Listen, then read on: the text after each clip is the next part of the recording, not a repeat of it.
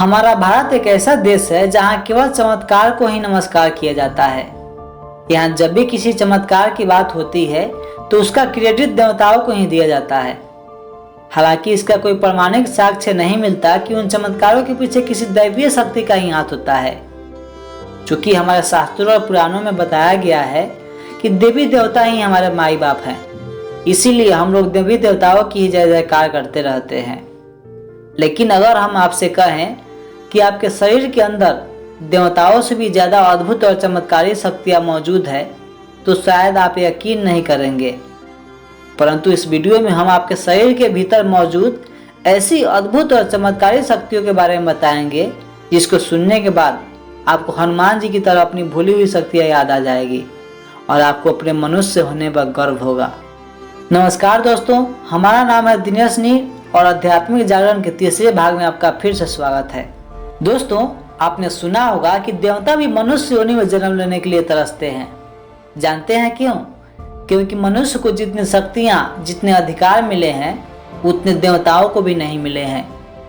मनुष्य को इतनी शक्तियां मिली है कि वह जो चाहे वह कर सकता है। उसे इतने अधिकार मिले हैं कि वह जो चाहे वह बन सकता है।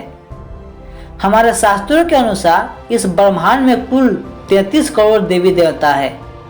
हमारे मुख्य देवताओं में अग्निदेव, पवन देव, वरुण देव, सूर्य देव और इंद्र इत्यादि का नाम आता है, जो सभी देवताओं के राजा हैं। लेकिन आपको याद होगा कि ये इंद्र 33 करोड़ देवी देवताओं के साथ मिलकर भी बाली, रावण, मेघनाथ, महिषासुर और हिरण्यकश्यपु इत्यादि राक्षसों को नहीं हरा पाते थे। तब भगवान विष्णु को मनुष्य जन्म लेकर ही इन राक्षसों का वध करना पड़ता था। इससे यह बात साबित होता है कि मनुष्य शरीर में इन 33 करोड़ देवी देवताओं से भी ज्यादा शक्तियां छिपी हुई है। आपने यह भी सुना होगा कि पृथ्वी पर जब भी कोई मनुष्य कठोर तपस्या या साधना करता है तो देवराज इंद्र का सिंहासन डोलने लगता है। वे डर कर उसकी तपस्या भंग करने की कोशिश करने लगते हैं। इसका अर्थ यह भी हो सकता है कि शायद इंद्र जानते हैं कि मनुष्य के भीतर हमसे भी ज्यादा चमत्कारी शक्तियां छिपी हुई है और शायद उन्हें इस बात का डर रहता है कि कहीं मनुष्य ने अपने अंदर की शक्तियों को जागृत कर लिया तो वह देवताओं को हरा सकता है। इसके बारे में तो हमने एक कहानी भी पढ़ी है जिसे हम यहाँ संक्षेप में सुनाना चाहते हैं। देवताओं को जब पता चला कि परमात्मा ने मनुष्य के भीतर समस्त ब्रह्मांड की शक्तियां भर दी हैं तो वे चिंतित हो गए। उन्होंने यह बात इंद्र को भी पसंद आई और उन्होंने ऐसा ही किया। मनुष्य के भीतर उनकी ही चमत्कारी शक्तियों का भंडार छुपा दिया गया।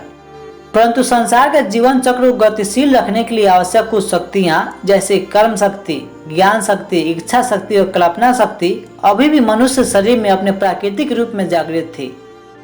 अतः कुछ ऋषि मुनियों ने इन्हीं शक्तियों को विकसित किया और अपने अंदर छिपी उन शक्तियों को खोज लिया और उसके बल पर वे परमात्मा तत्व को प्राप्त हो गए। परंतु उससे पहले उन्होंने मनुष्य के उद्धार के लिए कुछ श्रेष्ठ मनुष्यों को इसका ज्ञान दे दिया, जो प्रवचनों और उपदेशों के रूप में हमारे शास्त्रों में मौजूद है। प्राचीन काल के लोगों ने इन शक्तियों को उसके उच्चतम स्तर तक विकसित किया और उसका उपयोग अपने आध्यात्मिक विकास के लिए किया। इसलिए उस समय भरत, ध्रुव, नचिकेता, तुलसीदास, कबीर, नानक, राम, कृष्ण और बुद्ध, महावीर जैसे लोगों का जन्म हुआ। मध्यकालीन युग के अधिकांश लोगों ने इन शक्तियों का करीब 20% हिस्सा जागृत कर लिया और उसे अपने मानसिक विकास के लिए उपयोग किया, जिसके परिणाम स्वरूप विज्ञान युग की शुरुआत हुई और Robert Einstein, Nikola Tesla, Newton और एडिसन जैसे वैज्ञानिकों का जन्म हुआ। आज मनुष्य में उन शक्तियों का केवल 2% हिस्सा जागृत है, जिसका उपयोग वह केवल भौतिक सुख साधनों के लिए कर रहा है। इसलिए आजकल Bill Gates, Jeff Bezos, Elon Musk और अंबानी जैसे लोग पैदा हो रहे हैं।